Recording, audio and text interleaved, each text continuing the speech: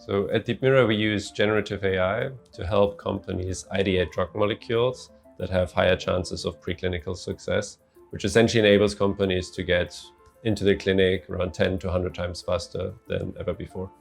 We're really focused on making AI massively accessible to everyone in the industry, almost like a co-ideation kind of approach where the AI and the human can work together in developing drug molecules. So our product effectively reduces the costs of drug development and manufacturing, as it enables companies to get to preclinical and clinical candidates much faster, which effectively means that previously unaddressable diseases become addressable. The timeline right now is about 10 years to get a drug from idea to patient. And this clearly is not sustainable for facing the challenges of health, especially on a global scale. So we need to speed that up.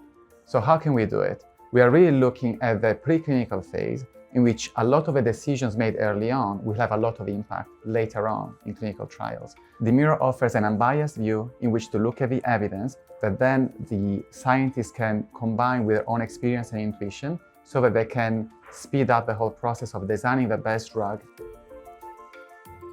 So a lot of companies that we work with and help discover drugs, these companies are handling assets that are potentially worth billions of dollars. So from a very early stage of DeepMirror, we've taken security very seriously because we want to protect their data. And we often need to have security practices that are stronger than the companies that we're actually working with to protect their assets. A lot of the technologies that we use and that we're trying to give access to chemists are very, very complicated. A really important part of it is making those easy to understand and easy to use for people who might not have a technological background.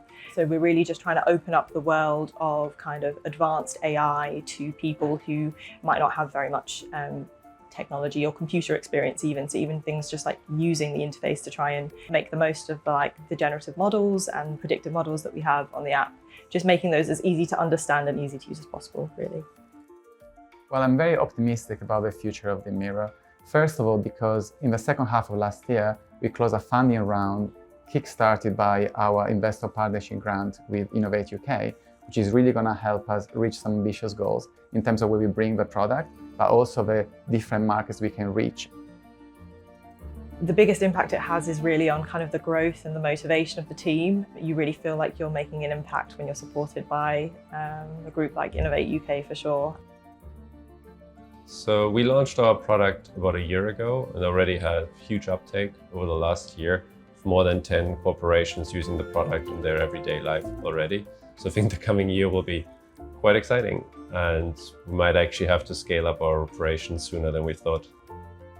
I believe Innovate has been an incredible partner and a very generous partner to fund some of our early projects in order to take the DeepMirror platform to where it is today.